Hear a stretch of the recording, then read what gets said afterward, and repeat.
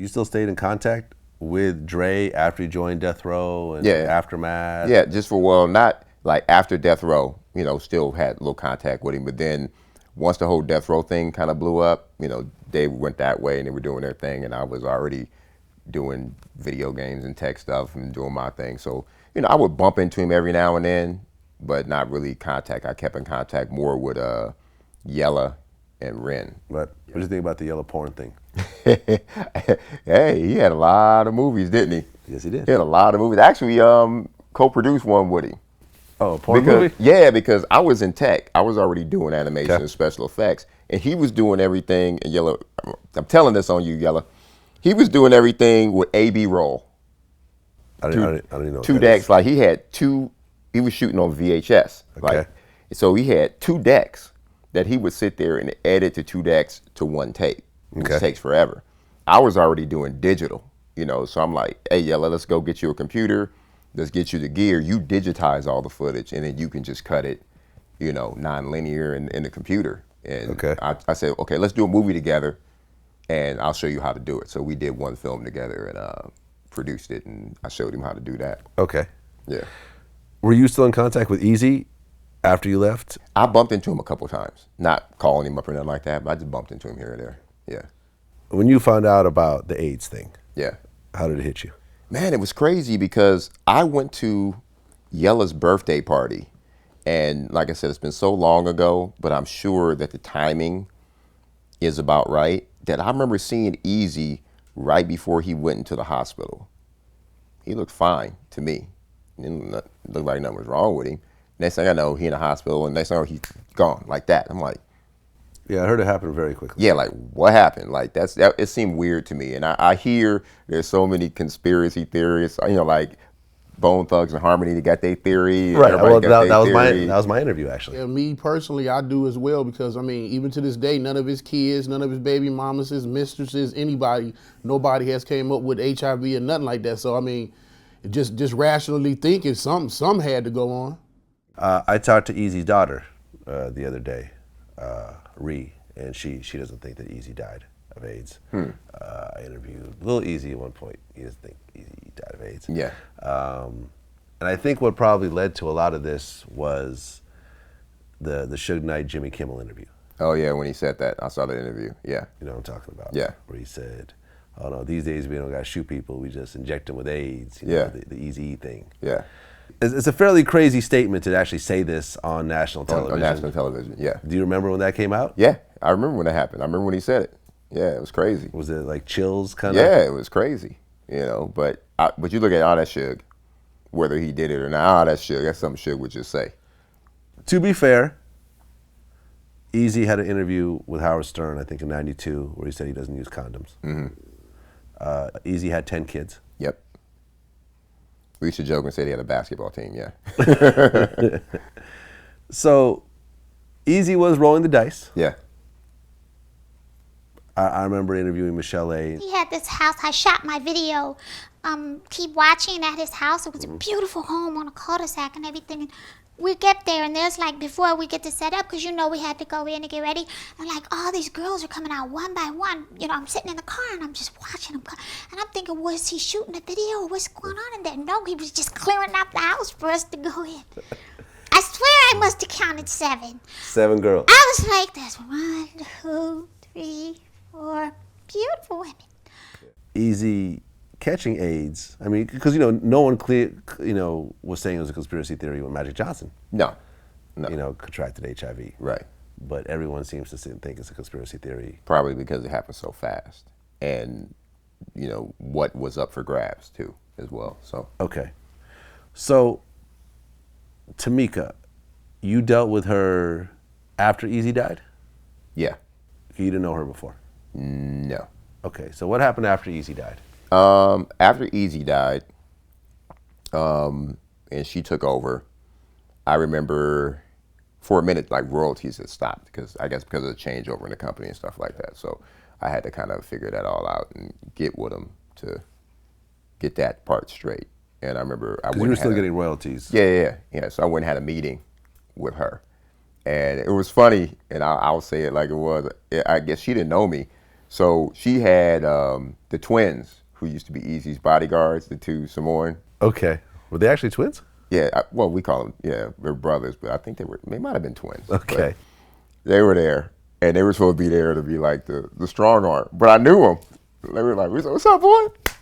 She didn't really like that. So you showed up at this meeting to get your royalties. Right.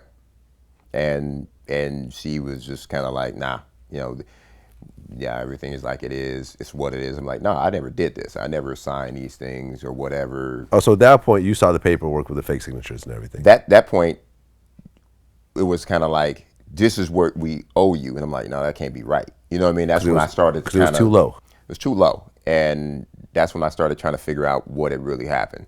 And it wasn't until later, there was really no reason for me to go and start suing back then, because it was at that time when everything had kind of slowed down anyway. So why am I going to spend money when there's really not a lot of money coming in? You know what I mean? But then when the Fergalicious thing happened, that's what sparked the new, a lot of money coming back in. I'm like, oh yeah, I got to make sure my money's straight now. And the money wasn't straight. No. So you had to sue Tamika. Yeah. Okay. How long did that take? Some years. And Years. It's still not right. It ain't right, but I had to just eventually settle, you know what I mean? Because you can't keep coming out your pocket and keep dealing with it for years and years. But we just settled. I got paid. And now royalties have stopped again. The girls ain't been paid. JJ Fad ain't been paid. And that's what I'm saying. Ain't nobody asking for more than they want. Just be fair to people, man. And that's my statement. Just be fair to people. If you weren't there, yeah, I know you own the company now, but you weren't there. Take care of the people that keep you paid. That's all you got to do. There's enough money for everybody. So JJ Fad weren't paid for Fergalicious? I'm not sure if they've gotten all their money, nah. And I talked to them about it. I've tried to help them, get their attorney stuff straight, but they, people can't really afford to get into all kind of lawsuits and stuff like that and take care of those things. Right, because a lawyer won't really take this on contingency. You're gonna have to pay a retainer. Yeah. I was lucky. I had attorneys, because I do other stuff, that took mine on contingency, so we were able to wait it out. Just sit, and I had, just sit. Okay, they want to sit and drag it out. We can afford to do that too, but the girls can't afford to do that. So hopefully, because of the movie now, money's starting to come in again. Maybe, Ruthless didn't have the money at the time, but maybe now the royalty checks will start again or whatever. We'll see. Well, Tamika is a producer. Yeah, of the film. Yeah.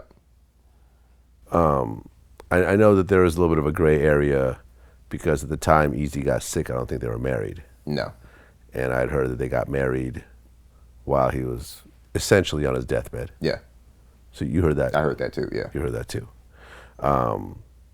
Not to say, and I remember hearing an interview with Jerry Heller, because there was a big lawsuit, I guess, between Jerry Heller and Ruthless and Tamika Right. and stuff like that. And it was established that, Eazy was at least conscious when he signed the paperwork and stuff like that. Now, to say that he was completely in his right state of mind is a different story, but there was a bunch of signing off of ownership and stuff like that near the end. Yeah. And, I could tell you one thing, and this is something that me and, Big Hutch called 187 talked about. I remember when I interviewed Lil Eazy,